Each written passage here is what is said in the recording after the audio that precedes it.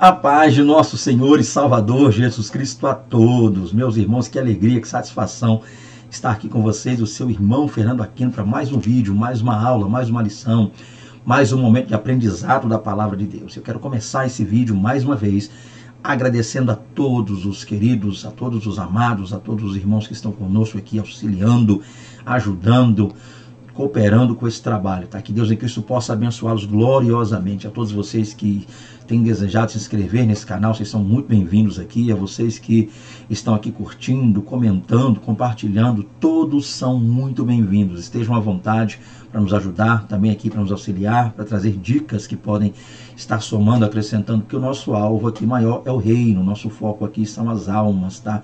Nós estamos aqui para glorificar o nome do Senhor, único e tão somente para isso. E eu já quero dizer para vocês que esse vídeo vai ser mais uma aula referente aí à EBD da revista LPD, Lições da Palavra de Deus. E essa revista é de número 68, que trata do primeiro trimestre desse ano, a saber, 2023. Nós estamos falando aí sobre a Epístola aos Hebreus.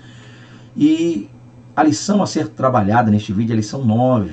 Tá? Jesus, mediador de uma nova e perfeita aliança. Ok? Jesus, mediador de uma nova e perfeita aliança. Para você que ainda não assistiu às lições anteriores, nós sempre a disponibilizamos aqui numa playlist nesse canal, para que você tenha acesso aos conteúdos anteriores, possa estar aí informado, inteirado no assunto que está sendo abordado por nós aqui. Continuando aqui, veremos que o texto bíblico básico desta lição está em Hebreus 8, versos 1 ao 3, versos 6, 7, versos 10 ao 13. Temos também aqui o nosso texto áureo, que está em Hebreus 8, 6, e diz: mas agora alcançou ele ministério tanto mais excelente, quanto é mediador de um melhor concerto, que está confirmado em melhores promessas. Olha aí que texto abençoadíssimo. Já a nossa palavra introdutória vai dizer-nos: foi demonstrado até aqui que Cristo é superior aos anjos como filho, a Moisés como príncipe, a Arão como sacerdote e mesmo a Abraão. Agora essa superioridade é revelada na inauguração de uma aliança, ou seja, em concerto superior. Então nós estaremos tratando neste vídeo aí desse tema importantíssimo, que é Jesus como mediador de uma nova e perfeita aliança. É o nosso alvo, logo é o nosso foco. Lembrando que nós estamos tratando de mais uma lição de 3 tópicos, e toda lição de 3 tópicos requer de nós uma certa vigilância, eu diria até mesmo para ministrar, um certo cuidado. Já visto o fato de que a administração do tempo é imprescindível para você, professor, que estará diante de seus alunos a ministrar esta ou outras lições. Tá, o ponto principal aqui é trabalhar o tempo. E nós estamos percebendo o seguinte: 3 temas estão sendo dispostos numa espécie de divisão de um tema só principal. E aqui nós temos a posição de Cristo no céu. Lembrando que o nosso foco aqui é trabalhar essa questão da superioridade do sacerdócio de Cristo. Então, Cristo é sumo sacerdote de uma nova aliança. E sendo ele sumo sacerdote, o que a gente precisa perguntar? Qual é essa questão dessa posição? Qual é a posição que ele ocupa hoje nos céus? E isso vai ser o foco do primeiro tópico. Segundo, como é que ele exerce o sacerdócio? Como é que esse sacerdócio é exercido? É aí o assunto do segundo tópico. Por fim, qual é a necessidade dele ser sumo sacerdote de uma nova aliança? E por que essa nova aliança, esse novo concerto? Já visto o fato que já havia um antigo. Então nós vamos fechar a lição demonstrando aqui que a antiga é transitória, temporária, uma antiga aliança. Houve necessidade de um novo concerto, uma nova aliança. E é sobre isso que a gente vai tratar no terceiro tópico. Então aqui a gente já pode começar a ler alguns pontos a fim de entender. Então vamos lá. O primeiro tópico está aí, ó. A posição de Cristo no céu. É o que a gente vai estar vendo agora. Vamos lá. Aí para isso nós temos o seguinte: o Cristo ressuscitado é hoje o sumo sacerdote tal que está sentado nos céus à destra do trono da majestade. Então nós temos aqui basicamente o resumo dessa posição que Cristo ocupa lá nos céus. E quando nós tratamos posição, tá, nós vamos começar com o primeiro tópico, diz aí: um sumo sacerdote tal. E deixe-me ler uma parte da revista a fim de corroborar com isso. Assim como a ocorrência em João 3,16, né, Deus amou o mundo de tal maneira, e a ênfase aqui recai sobre o de tal maneira, a palavra tal, ela tem sua visão grega, vamos ver já já no grego como é que é. É um pronome qualitativo.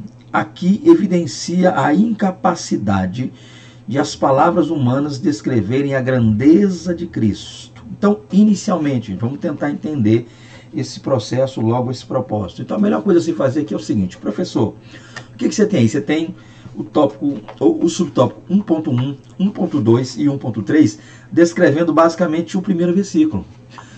A sua finalidade, a sua função aí, professor de EBD, você que nos acompanha, você quer entender melhor também o assunto, está conosco aqui, é sempre bem-vindo, como eu já tenho dito diversas vezes, é entender que aqui a revista, logo o autor, está fazendo uma espécie de síntese do primeiro versículo do capítulo 8. E o que diz o primeiro versículo do capítulo 8? Ora, a suma do que temos dito é que temos um sumo sacerdote tal que está assentado nos céus, à destra do trono da majestade. Então aqui basicamente é um resumo, ok, do primeiro versículo. A gente vai tentar fazer isso aqui baseado nesse contexto. Então nós temos aqui, para começar, gente, um sumo sacerdote tal, né? Tenta acompanhar conosco aí, vamos lá, acompanhe conosco. E aqui o que eu fiz, o que eu coloquei aqui basicamente, eu achei por bem fazê-lo, que é colocar partes do primeiro versículo em grego, que é o idioma que ele foi escrito. Então nós, lembrando que aqui nós temos o idioma grego, que a princípio é escrito não como o hebraico, que é escrito da direita, ou lido da direita para a esquerda, mas ele é, como o nosso idioma também o é, de maneira ocidental, lido da esquerda para a direita, de cima para baixo, normalmente, como nós estamos acostumados a ler. Então nós temos a primeira palavra aqui, ó, a palavra kephalaion, kephalaion. O texto é mais ou menos isso. Kephalaion de epitois, legomenois, tuiton, exomen archierea. O que quer dizer isso aqui? Então nós temos a primeira palavra, kephalaion, quer dizer, em resumo. Aqui é interessante porque o ponto claro a se observar, olha aqui a tradução da revista. A revista diz, ora, a suma do que temos dito. A suma da ideia de resumo. Não é suma. Mas há quem muitas vezes traduz essa expressão como a soma, ou seja, tudo que está sendo dito, ele está somando, está juntando tudo que está sendo dito, somando tudo que está sendo dito.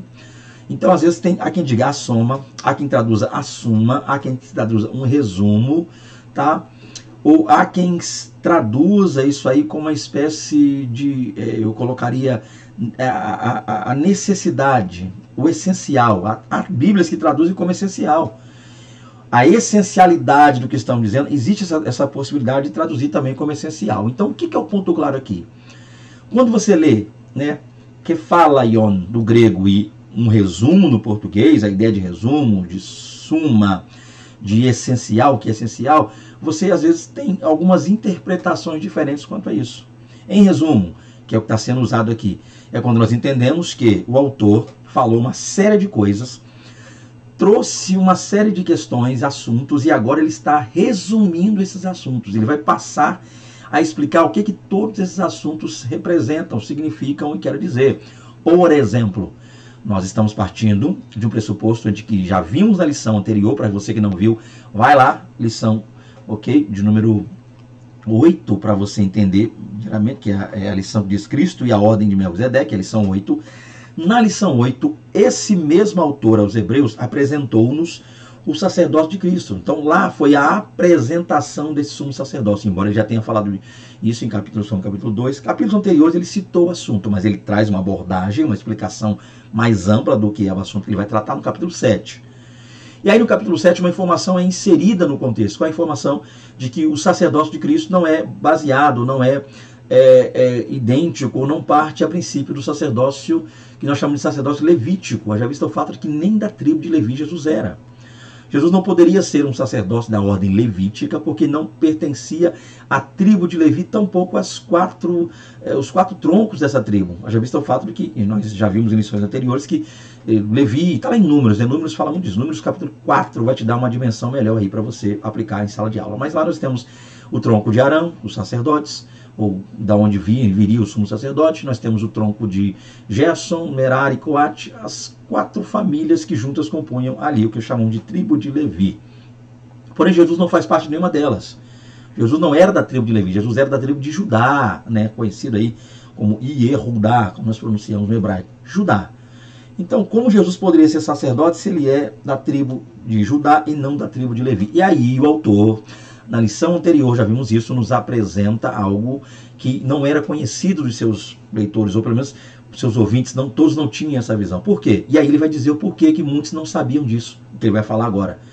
O que ele vai falar? Ele vai falar sobre o sacerdote de Cristo, sendo da ordem de Melquisedeque, mas muitos não conheciam pelo fato de já terem um tempo de crente, um tempo de igreja, um tempo na fé, mas se comportarem ainda como neófitos, como até mesmo como meninos, né? Nem diria só neófitos, nem novos, que tem novo convertido que busca, mas se comportavam como crianças, meninos, não amadureceram. E para isso o autor deu exemplos como a questão do leite.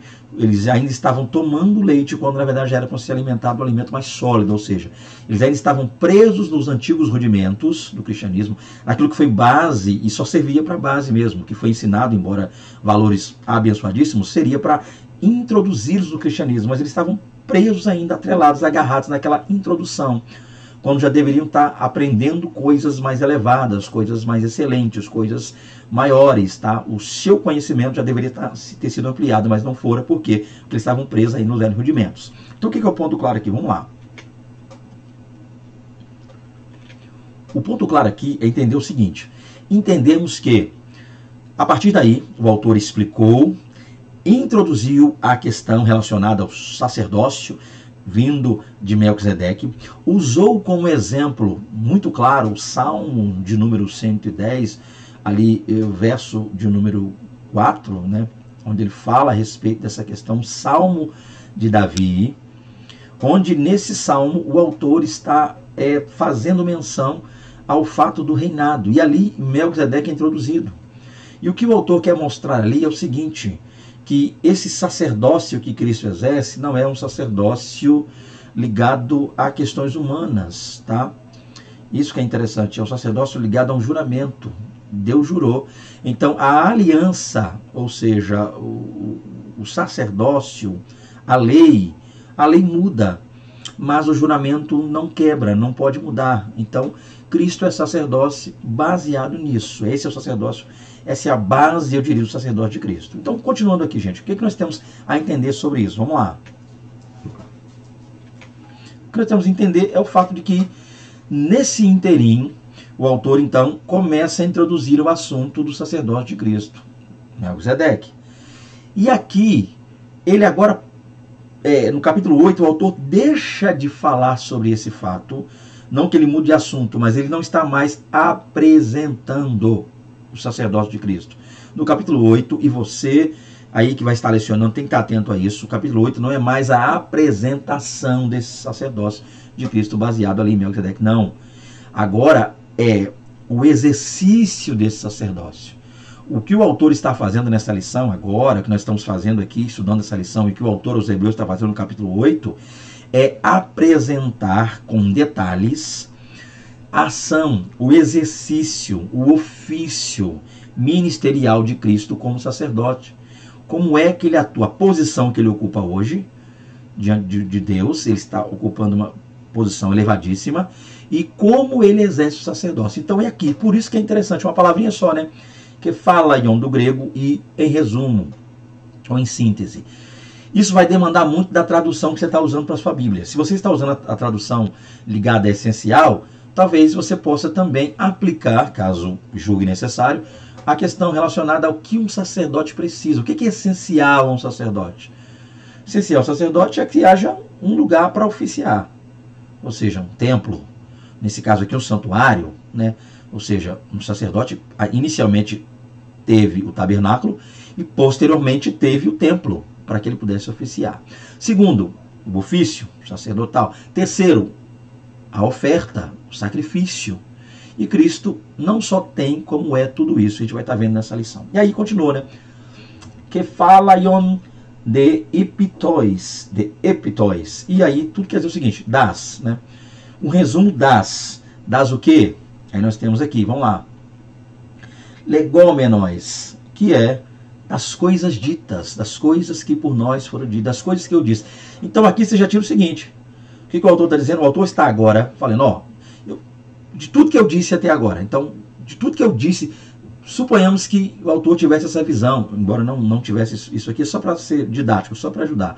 Mas suponhamos que o autor tivesse dito, olha, de tudo que eu escrevi até no capítulo 7, até aqui no capítulo 7, a partir daqui, capítulo 8, eu estou agora mostrando o que isso quer dizer. O que eu quero dizer com isso, aonde eu quero chegar com isso. Então o autor agora parte para uma questão mais prática. O que ele explicou no 7, o que ele apresentou no 7, ele agora de maneira mais prática, ele desdobra, desmembra esse assunto e começa a pôr esse assunto aí na mesa para os seus leitores, tá? E esse é o ponto. Então ele vai dizer o seguinte, e aí vai entrar a palavra que nós estamos analisando, que é a palavra tuioton, tá? É a expressão grega tuioton, que está escrito aí toioton, tá? Pronuncie como você achar melhor, tá? Não estou aqui para aula de grego ou puxar a orelha de ninguém. Tuioton é a palavra grega aí que quer dizer um tal. E é interessante que esse um tal aponta para o quê? Aponta para algo que é imensurável, algo que tem um grande nível, algo que não dá para dimensionar, algo que se você tentasse descrever, lhe faltaria palavras para poder escrever. Então, olha só, ele faz uma comparação. Então, é a comparação entre o sacerdócio terreno e o sacerdócio de Cristo. Então, Cristo, ele exerce, né? Em resumo, eu estou dizendo, olha, em tudo que eu disse até agora, resumindo, tá? Das coisas que eu já disse, isso que é interessante, das coisas que eu já falei, nós temos um tal o quê? Aí nós temos aqui, ó, ecomen, nós temos archiera ou arquiera, há quem pronuncie o grego arquiera, porque há pelo menos duas pronúncias para o grego. E outra hora eu falo sobre isso aqui. Arquiera e outros archieria. Mas vamos lá. Sumo sacerdote, é a palavra grega aí. Então é o seguinte, no resumo, de tudo que eu já disse, nós temos um tal sumo sacerdote, ou seja, olha o tal aí entrando na visão de quê? Para mostrar a dimensão, ou pelo menos para tentar explicar, embora o autor não esteja conseguindo, porque é difícil nós fazermos isso, ainda que inspirado, mas para que nós, ou seja, ele quer colocar de uma forma que as pessoas possam pelo menos ter uma dimensão, pelo menos ter uma ideia do que ele quer passar, porque isso é interessante. Então esse é o ponto aqui que nós inicialmente ou a princípio temos aqui na revista falando a respeito desse termo que ele usou, tuioton, quer dizer o seguinte, que é muito grande, elevadíssimo, enorme, tá? Esse é o ponto. Então nós temos sumo sacerdote, mas não é qualquer sumo sacerdote. Não é como os demais sumos sacerdotes. É superior a níveis máximos. É difícil descrever o sumo sacerdócio dele. Isso é interessante. Aí nós partimos para 1.2, que está assentado nos céus. Olha aí. Então, Cristo é o sumo que está assentado nos céus. Deixa eu ler mais. Essa expressão indica Cristo como sumo sacerdote perfeito, que realizou sua obra de tal forma que tem o direito de assentar-se em seu trono à destra do Pai. Vamos olhar para isso aqui a fim de entendermos. Vamos lá. O que nós temos aqui? Aí eu vou de novo colocando aqui um pouquinho mais do texto grego. Então está aqui, ó. Hos ekatisen. Hos ekatisen, perdão. Hos ekatisen. O que quer dizer isso aqui? Hos ekatisen. Hos, o qual se assentou. E eu quero analisar com vocês essa expressão se assentou. Gente, é muito mais do que uma posição cômoda. Geralmente nós sabemos que andar o dia todo, a gente anda, cansa e a gente para descansar se assenta. Mas essa expressão ekatisen, ou se assentar, vai também, precisa ser analisada no contexto e na ideia que se tinha na antiguidade sobre assentar-se. Porque havia dentro das autoridades essa posição de estar assentado. E o assentado, geralmente, como somos exemplos aí, nós temos exemplo de reis. Os reis, quando estavam ali para julgar uma causa, receber súditos, receber reis de outras terras, as autoridades, ele ficava sentado, demonstrando sua superioridade, sua posição superior, assentado. Lembremos que Isaías olhou, na visão que Isaías teve, ele viu o Senhor assentado em um alto e sublime trono, assentado. Então era muito comum, geralmente o rei, para dar uma sentença, se punha de pé. Quando o rei estava para dar a sentença, né, culpado, inocente, sim ou não, ele se punha de pé para dar a sentença. Mas geralmente, durante todo o período, o rei estava assentado. Então assentar-se aqui não é uma apontação pelo fato de que Cristo não está em pé, mas que está assentado. Posição cômoda, não. Assentar alude ao trono, alude ao reinado, alude ao poder, alude à presença, alude à graça, alude à majestade do Senhor, tá? Então, ekatisen, ou ekatisen, como alguns pronunciam, tá? No grego, alude a isso aí, essa posição gloriosa. Então, um exemplo na lição, para ajudar aí. Os sacerdotes do Antigo Pacto, por sua vez, não podiam assentar-se, pois sua obra jamais terminava. Por isso, nunca são descritos como assentados. Então, vamos lá. Outra coisa interessante, acerca do ekatisen aqui, assentados, ou se assentou, melhor dizendo, lá no texto de Hebreus acerca de Cristo. Então a gente sabe que assentado aqui aponta para uma posição elevada, uma posição de honra, uma posição de glória, uma posição de poder, de majestade. E aí o detalhe interessante, por quê? Vamos tentar pensar numa questão cômoda, ou seja, uma questão de descanso. O sacerdote passava, o sumo sacerdote passava muito tempo ali em casa, sentado com as pessoas, tal, família, e levantava-se para exercer seu ministério. Uma vez ao ano, pelo menos, ele entrava no Santo dos Santos ali oferecer sacrifício pelo pecado da nação. Tá? Então, quando ele cruzava os portões para passar e entrar no átrio, e por conseguinte depois do santo, e concluindo no Santo dos Santos, ele passava todo esse tempo de pé. Havia lavagem cerimonial, havia o processo de sacrifício no altar, o sangue pego para ser aspergido lá no propiciatório, ele ficava todo momento ali. E o de pé também alude ao quê? Ao fato de que ele fazia isso uma vez, voltava para casa, após o sacerdote não ficava ali, não morava dentro do Santo do Santo, no tabernáculo, não morava ali, ele tinha seus afazeres, sua casa. E depois ele voltava ali, porque esse sacrifício dele é perfeito, ele está sacrificando por ele e pelo pecado dos demais. E anualmente ele tinha que fazer aquilo. Por que esse sacerdote não podia sentar? Porque ele tinha que fazer de novo e de novo. Então ele não cessava, descansava dessa obra. Já Cristo não. Cristo veio, uma vez só fez e agora está sentado. Isso que é maravilhoso. O sacrifício dele foi tão perfeito que ele não necessitou e não necessita fazê-lo ou refazê-lo, tá? Novamente. Cristo fez uma vez só por todas, por nós, para a eternidade. O sacrifício, o que ele fez, tá? O sacrifício dele ali na cruz foi para uma só vez, uma vez por todas. Por isso ele se assentou, porque ele já não há necessidade, foi perfeito, e por isso o sacerdote na terra não se assentava, porque era imperfeito, ele precisava repetir anualmente aquilo, e Cristo não precisava repetir, nem precisa, uma vez feito, feito eternamente. Ok? Então isso é um ponto interessante nós analisarmos aqui. Vamos lá. Então Cristo está assentado aonde? Hos, qual, ekatisen, se assentou. En, ou em, grego en, em português, tuis, ou tois, para quem pronuncia também, quer dizer os, tuis, ouranós, ou ouranós, que quer dizer o quê? Céus. Então Cristo está sentado aonde? Nos céus. Embora você vai perceber que o que o autor fez aqui na revista é meio que desmembrar o versículo de número 1 e a ordem que ele colocou para citar o sumo sacerdote tal, que está sentado nos céus, e o próximo, que é a destra do trono da majestade, é uma ordem que às vezes não dá para a gente seguir no texto grego, é diferente. O texto português dá para seguir essa ordem, você pega ponto a ponto. O texto grego, eu tive que botar um parênteses aí, algumas reticências para você entender por que eu fiz isso. Então está aqui, ó.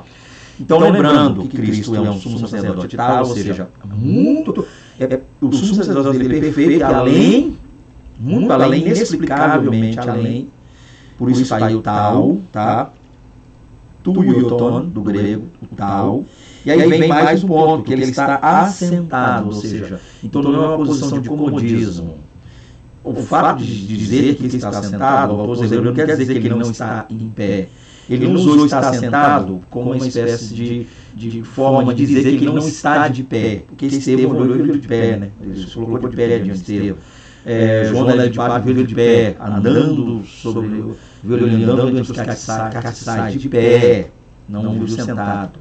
Ok? Quando ele foi ali também, João da de Pátria, capítulo 5 de Apocalipse, ele foi tomar o livro para desatar o selo de pé. Ok? Mas o ponto aqui, então, é o seguinte, o autor está dizendo, Cristo lá no céu não está de pé. Então, dizer que ele está sentado não fala da posição cômoda no sentido de se assentar, mas fala do seu trono, da graça, da glória, do poder, da posição elevada que ele ocupa. Então, é uma posição elevadíssima, por isso se assentou. Aí nós temos aqui, já fechando essa parte, primeiro tópico, a destra do trono da majestade. Vamos lá, vamos ler isso aqui. Cristo está agora na posição de mais alta honra nos céus, isso é, à destra do Pai. Ele é digno de estar nesse lugar de destaque na eternidade. Então, olha aqui, gente. Já vimos um pouco disso no subtópico anterior. Cristo está à destra. Agora a gente está vendo o seguinte, está à destra. Já vimos que ele está sentado, mas sentado aonde nos céus? À destra de Deus, à destra do trono. Com essa questão de à destra do trono, é bom lembrar o seguinte, o autor aos Hebreus está focando em um detalhe importante. Ele mais uma vez está dando continuidade ao assunto que iniciou no capítulo que nós vimos anterior ali, na lição 7, ou na lição 8, perdão, nós vimos que o capítulo 7 trouxe-nos a ideia de que Cristo, ou o sumo sacerdote de Cristo é um sumo sacerdote da ordem de Melquisedeque. Só que você que está lecionando ele não pode esquecer um detalhe. Os seus alunos têm que estar com isso fresco na memória. Que Melquisedeque não era só sumo sacerdote de Elion ou do Deus Altíssimo. Não, Melquisedeque também era rei. Então é um reinado sacerdotal, um sacerdócio do reino, como você quiser falar. Então ele era ao mesmo tempo rei e sumo sacerdote. E isso o autor não quer deixar perder de vista. Ele está continuando isso aqui. Peraí, um sacerdote, você sabe que um sacerdote não sentava no trono. Vamos olhar aí para a Bíblia e ver um sacerdote sentado no trono. Não pode, quem senta no trono é rei.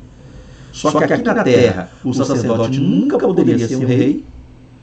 E aqui na terra também, um rei nunca poderia ser sacerdote, no sentido da lei de Israel. Em Israel, baseado na lei levítica, então nós temos lá na tribo de Judá, inicialmente, quando o reino era um só, nós temos aí, primeiro começou com Benjamim. Na tribo de Benjamim, o primeiro rei, Saul, o encrencado Saul, o encrenqueiro Saul. Depois vem um segundo rei, melhor que ele. Deus falou para Samuel, tem um corpo melhor que você. E esse melhor seria a pessoa de Davi, que é da tribo de Judá. E Deus faz com esse Davi uma aliança, que não faltaria quem se assentasse no trono. E de onde viria? Na tribo de Judá, da família de Davi, descendência de Davi. Então veio Salomão, descendente de Davi. Porém, com os erros de Salomão, leia 1 Reis, capítulo 11. Salomão errou muito, não tenho tempo de explicar isso aqui. 1 Reis 12, a consequência dos erros de Salomão. Que seu filho também Roboão prosseguiu errando. E houve a ruptura. 931 a.C. separou os reinos. Embora o reinado do norte tenha se assentado muitas pessoas, mas o reinado oficial, sul, Jerusalém, tribo de Judá. Então, olha que o autor, voltando aos Hebreus, para que eu não seja evasivo, longe de mim ser evasivo aqui, mas o autor aos Hebreus está tratando do sacerdócio de Cristo, segundo a ordem de Melquisedeque. Por quê? Porque Melquisedeque era sumo sacerdote de Deus Altíssimo? Não só isso, porque Melquisedeque também era rei. Então, duas coisas estão sendo levadas em consideração pelo autor aos Hebreus. Ele está falando que Jesus é sumo sacerdote, sem deixar de ser rei, e que é rei sem deixar de ser sumo sacerdote. Outra coisa que não tinha na aliança antiga. A aliança antiga ou era sumo sacerdote ou era rei. As duas coisas não casavam, não iam. Mas Cristo não. Ele está à destra do trono. Por quê? Porque ele está sentado aonde? No trono também. Ele está sentado, ele reina. Ele é um sacerdote e rei, um rei sacerdote. Então ele reina. E isso que a gente tem que olhar aqui. Então a destra de Deus aponta para esse ponto. A gente não pode esquecer desse detalhe. Ok? Vamos lá. Continuando aqui, nós temos o segundo tópico. O sacerdócio de Cristo nos céus. Então, no primeiro tópico, fazendo uma espécie de síntese, resumo, nós vimos aqui qual é a posição que Cristo assume. Então, a posição é uma posição que nós não conseguimos nem explicar. Ele é um sacerdote tal, tá? Bota aí, ó. Tuilton, tal, que inexplicável. E ele está agora assentado, porque ele concluiu a sua obra. Sua obra concluída, não é necessidade de se fazer esse sacrifício mais feito uma vez por todas, ele está agora assentado. Ao contrário do sacerdote que tinha que estar oficiando todo ano, até a morte. Morria ele, vinha outro. Cristo não. Sua morte seu sacrifício foi pleno, completo, porque ele foi tanto o sacrifício, tanto o sacerdote quanto o sacrifício, quanto a oferta. E por isso ele está sentado no céu. Sentado por quê no céu? Aonde? No trono da majestade. Por que no trono da majestade? Porque ele é rei. Porque ele é sumo sacerdote e ao mesmo tempo também rei. Ele reina também, tá? Não só sacerdote, mas também rei. Isso é um resumo assim do primeiro tópico. Segundo tópico aí, o sacerdócio de Cristo nos céus. Aqui, professores de GBD, amigos, companheiros de ministério também aqui, o nosso foco agora é trabalhar uma espécie de descrição do trabalho, do ministério dele, falando da função, agora vamos descrever essa função. E é isso que o autor quer fazer também aqui, o autor dos Hebreus. Vamos lá. Cristo é ministro do santuário. Vamos ler isso aqui.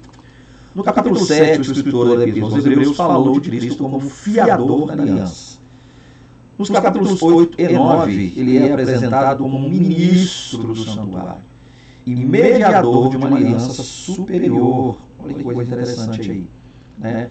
Hebreus 8, 6a e 9, 15. Deixe-me ler Hebreus 8, 6 na revista para comentar. Mas agora alcançou ele ministério tanto mais excelente quanto é, inclusive o textual, mediador do melhor conserto, que está confirmado em melhores promessas. Então está aqui, gente.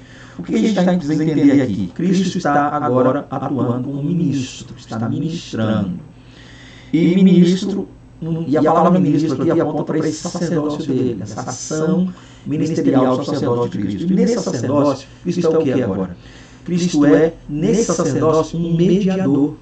Isso é interessante, porque quando você pensa em mediador, mediação, é bom que nós lembremos que a origem dessa palavra alude ao fato de que naquele tempo, quando se originou, antiga, e às vezes isso é aplicado hoje, é alguém que está entre duas partes para conciliar duas partes.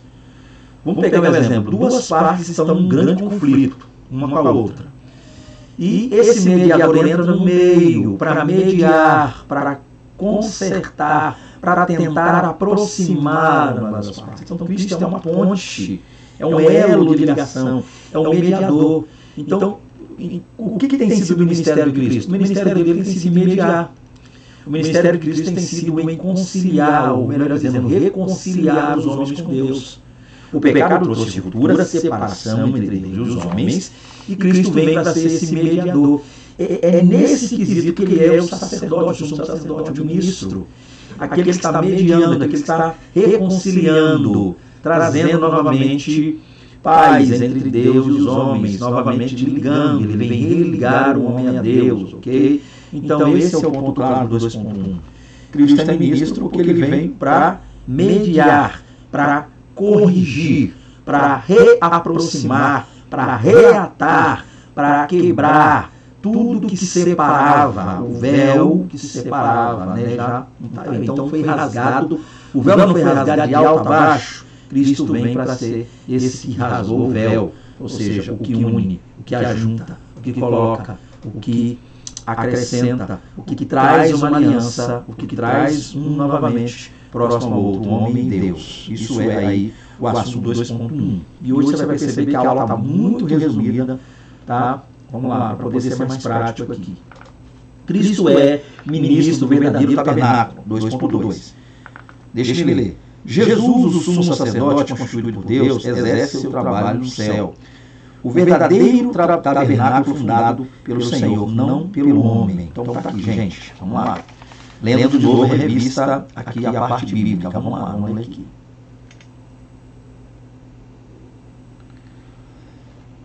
Ora, a suma de que temos dito é que temos um sumo sacerdote tal que está assentado nos céus à destra do trono da majestade, ministro do santuário e do verdadeiro tabernáculo, o qual o Senhor fundou e não o homem. Uma melhor explicação quanto a isso você vai ter lendo, eu não vou ler aqui pelo tempo, mas você pode ler aí o capítulo 9, verso 11, que você vai entender claramente o que é o ponto. Mas o que é o ponto claro aqui? Entender o seguinte. Com isso nós passamos a entender que as coisas que tem aqui, as coisas quanto ao tabernáculo, ao templo, é como Deus falou ali com Moisés. Moisés, guarda, atenta a ti, para que você não se esqueça daquilo que eu falei. Lembra, Deus estava com Moisés no monte, e Deus falando a Moisés, dando orientações acerca da construção do tabernáculo. Quando Deus estava concluindo o que ele havia falado a Moisés, no finalzinho ele falou: Moisés, atenta-te para você lembrar, para não esquecer das coisas que eu te falei, estando contigo no monte. O que quer dizer isso aí? Então Deus estava dando a Moisés um modelo. Tudo que Deus entregou a Moisés quanto à construção do tabernáculo, depois o seguinte, o templo, como nós vemos em Davi, todo esse processo, simplesmente são sombras. E é isso que o autor quer passar no capítulo 8, 9 e 10. Que as coisas da antiga aliança, na verdade, são sombras. Então, esse tabernáculo, que Moisés construiu, Moisés construiu, você entende, construiu debaixo ali da orientação de Moisés, é nada menos que uma sombra, um tipo, uma representação do tabernáculo no céu. Embora você que está lecionando aí, cuidado para que você não diga que todas as coisas e dimensões que haviam no tabernáculo terreno existem no céu. Por exemplo, a gente fica atento quanto a isso.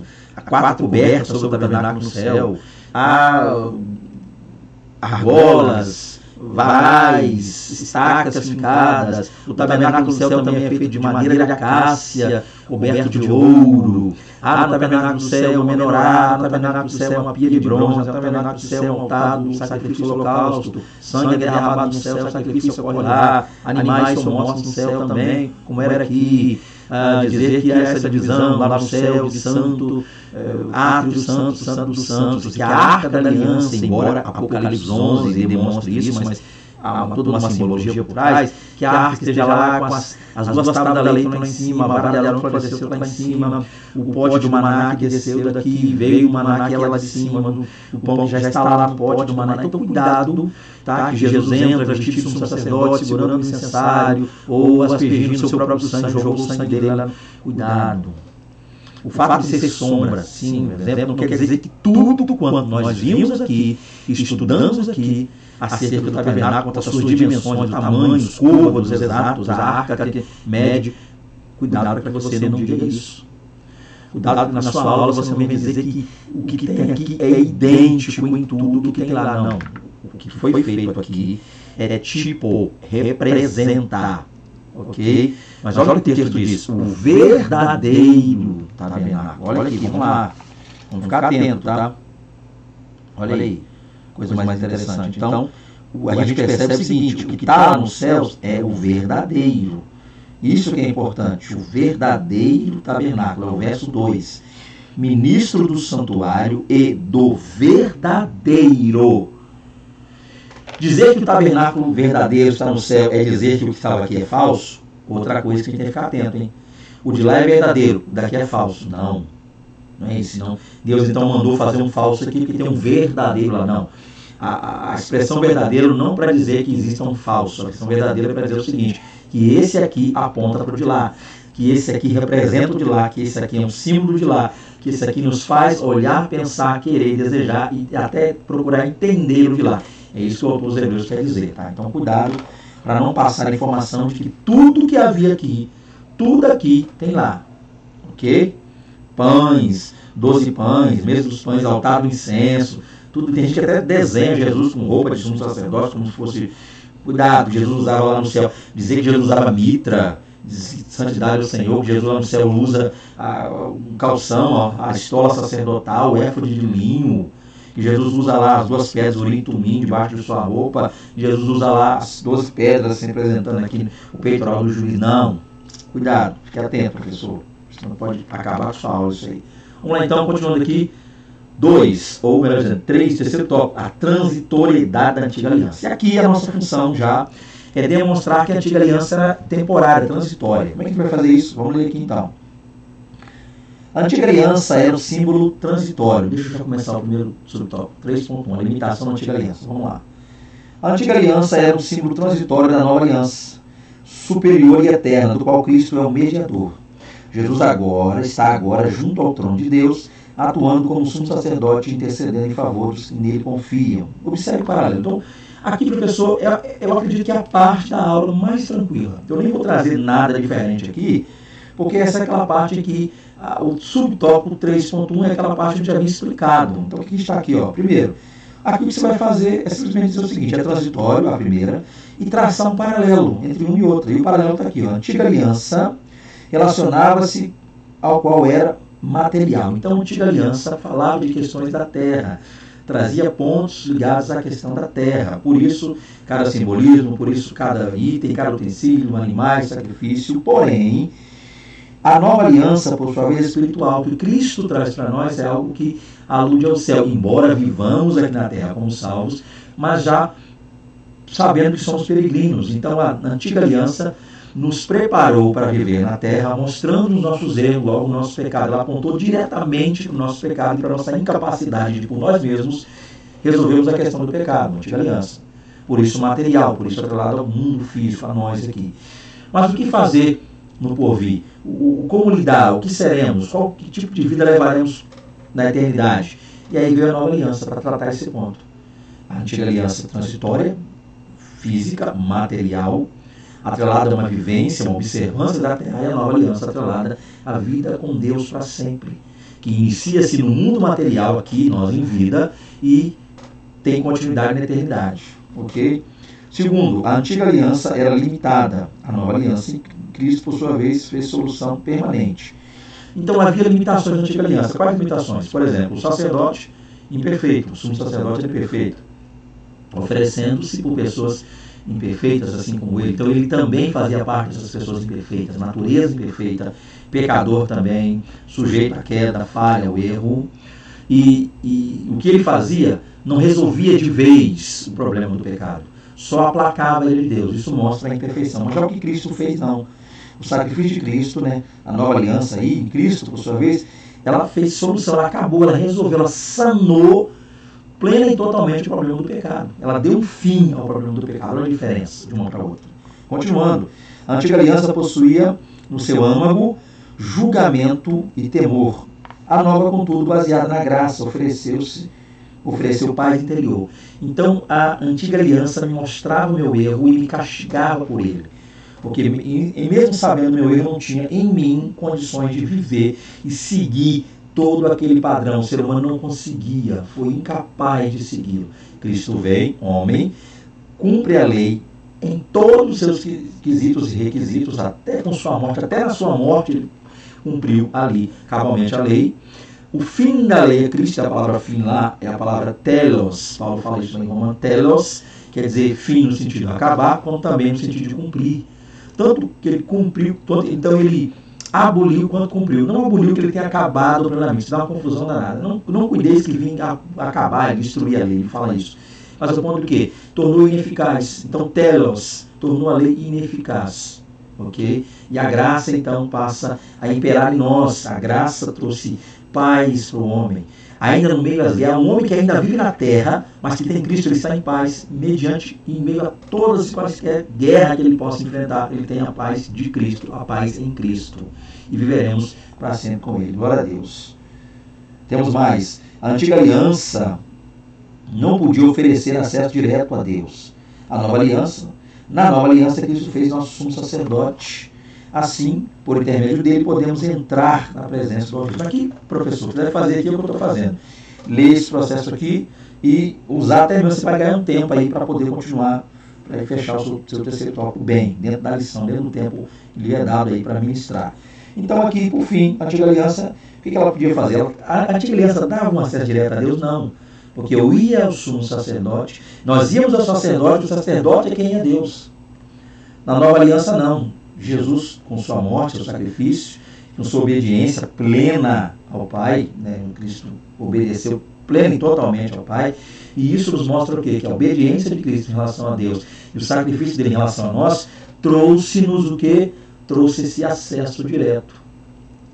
Graças a Cristo o véu se rasgou, nós podemos ir diretamente a Deus.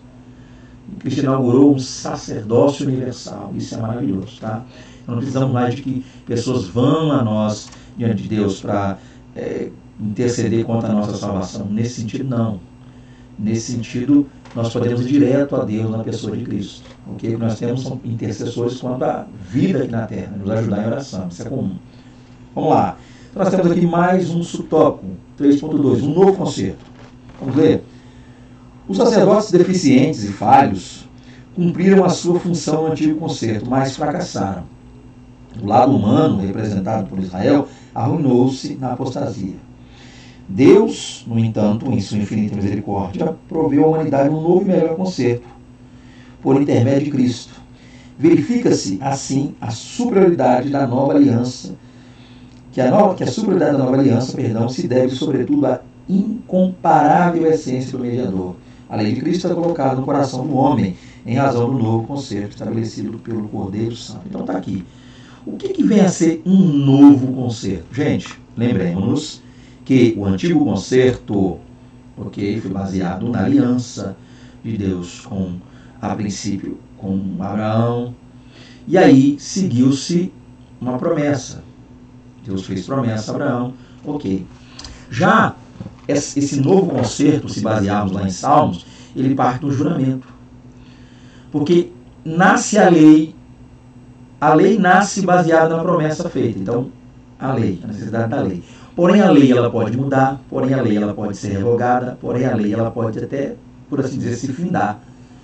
Mas o juramento feito por Deus, não, a promessa continua. Então, o sacerdócio de Cristo é baseado não na lei, mas no juramento. Leia de novo o Salmo lá para você ver o que Davi falou. Então é interessante, o 110:4, olha lá, muito claramente. Então é baseado no juramento e não na lei.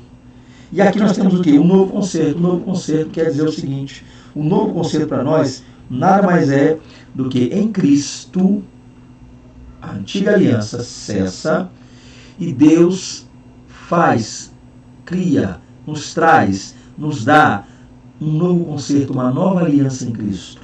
E essa nova aliança está baseada na pessoa de Cristo, em sua obediência, seu sacrifício, seu amor, o incomparável amor de Deus. E quem fez a nova aliança, Cristo, é perfeito. Logo, essa nova aliança é perfeita, porque Ele é perfeito. Tá? Então, houve a necessidade de uma nova aliança, e Cristo é essa nova aliança que Deus fez com a humanidade. E eu caminho para o final dizendo o significado da nova aliança. Uma vez que temos a nova aliança, qual é o significado dela? Deixa-me ler aqui.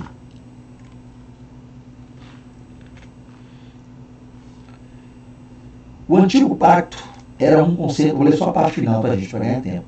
O antigo pacto era um concerto legal, firmado entre Deus e Israel. O novo e melhorado meio é o concerto da graça.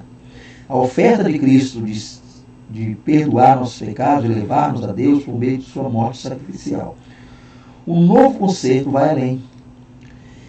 Ele inclui todas as nações, não somente os judeus. O novo concerto vai mais fundo. Ele está escrito em nosso coração e mente. Então, qual é o significado dessa nova aliança? O significado dessa nova aliança é que, ao contrário da antiga aliança, onde em Israel, pelo sacrifício realizado pela tribo de Levi dentro da nação de Israel, que deveria ser um espelho para que as demais nações, um esteio, para que as demais nações pudessem se achegar a Deus olhando e visualizando o que Israel fazia a fim de ser igual ao Israel no que tange a adorar a Deus. Não, a nova aliança tem um novo significado. Em Cristo, todos os povos, logo todas as nações estão juntas. Lembra da promessa feita a Abraão, das muitas? Far-te-ei uma grande nação, abençoar-te-ei, quem descerei o seu nome, tu será uma bênção, quem te abençoar, está abençoado, quem te amaldiçoar, está amaldiçoado. Por quê? Porque em ti, Abraão, serão benditas todas. Aí, agora o foco é aí, ó. Todas as famílias da terra. Esse é o significado da nova aliança. Através do sacrifício de Cristo, todos estão unidos em Deus, todos têm em Cristo Jesus a oportunidade de se achegar a Deus, todos têm em Cristo Jesus uma aliança perpétua com Deus. Ok? E a antiga aliança escrita em tábuas de pedra. A nova aliança escrita em nossos corações, nossa vida, nossa mente, nossa alma. Temos essa nova aliança. Então o significado da nova aliança é esse. Em Cristo, todos podem se achegar. Na antiga aliança, alguns. Na antiga aliança, em primeira instância, Israel, a fim de que alcançasse as demais nações. Mas Israel não entendeu, não cumpriu isso. Mas na nova aliança, todos, independentemente de credo, raça, cor, ideologia, todos, por Cristo, por intermédio de Cristo, podem achegar-se ao Senhor, em nome de Jesus, tá? Então tá aí, gente, uma lição breve, resumida, amém? Concluindo aqui, então, sobre o novo concerto, Deus trabalha dentro de nós. Seu Espírito Santo lembra-nos que as palavras de Cristo, ativam nossa consciência, influenciam nossas motivações e desejos e fazem-nos querer obedecer. Então que nós creiamos e tenhamos o nosso sumo sacerdote pleno e perfeito. Está aí mais um vídeo, mais uma aula. Ok? Desejando contactar-nos, está aí 27 999 30 8767, para estarmos aí, minha família e eu, com vocês, adorando a Deus na igreja de vocês, quer seja para lecionar, quer seja para pregar a palavra, louvor, embora eu não consiga, não sou muito bom cantando, sou uma bênção cantando, tá? Não tenho costume, mas minha esposa louva, adora a Deus, está aí, precisando da gente. Que Deus e Cristo abençoe a todos. Tenha aí um final de semana abençoadíssimo na presença do Senhor. Até a próxima aula, querendo Deus, em nome de Jesus, a paz do Senhor Jesus. A paz do Senhor Jesus. Amém a todos.